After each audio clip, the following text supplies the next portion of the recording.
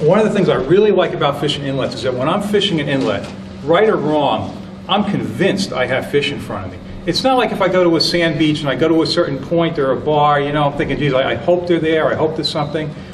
But when I'm on an inlet, I'm convinced, I know there's fish there because it's just such an ideal location for them. All right, so they're there. Let's make that assumption. You know, how are we going to catch them? Well, then they make something else, I don't want to say easy, but known anyway, is, you know, to find fish, you have to find them, and then you have to know what part of the water column they're in.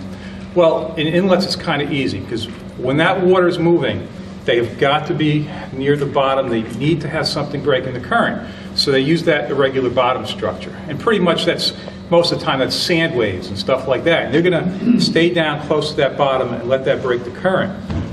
Because pretty much, you know, any living thing can't afford to expend more energy than it takes in. So a bass can't afford to be up there stemming that current, wasting all of that energy. It's got to use something to break the current. So, you know, we can use that to our advantage. All right, so how do we get at them? Well, first of all, I know this is an inlet talk. Primarily, this is going to be a bucktailing talk because, to me, you know, that's the main way you're going to fish inlets. Also, the swim shads, and I'll touch on that. But the eastern inlets where I fish, you know, this is how you're going to attack it when the water's moving. You have some options when it's slack, but you know, this is going to be a bucktailing talk. And why bucktails is because they get down into that strike zone and they still swim properly. You know, it's not like a plug that might be wobbling out of control. Bucktail can handle all kinds of current, gets down there, looks good, catches fish. You know, and I always like simplify this, but it's true. I mean, if you want to catch fish on bucktails, just swim the jig near the bottom.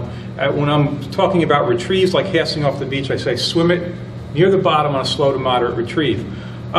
In the inlets, it's no different. If you can glide that jig near the bottom, you're going to catch fish. I mean, if you're in an inlet at night and getting that jig sliding along the strike zone, I don't know how you're not going to connect. But it's not easy. And doing it right sits somewhere between the jig being up too high, it's up in the current, it's blowing out of the strike zone and you're not getting anything, or you're going too heavy and you're dragging ineffectively on the bottom. There's a middle ground in there, a little window of doing it right, and boy, when you get that feel, you know you're doing it right, you know, it's priceless, and that's how you get fish. All right, so three main variables for getting in that strike zone. First is the weight of the bucktail, and that's probably the big one. Second is cast placement, where you're going to throw. And the other thing is retrieve. Are you going to do a slow retrieve? You're just going to hang on, let it sit in the current? So really those are the three main things. And probably the most important is the weight of the bucktail.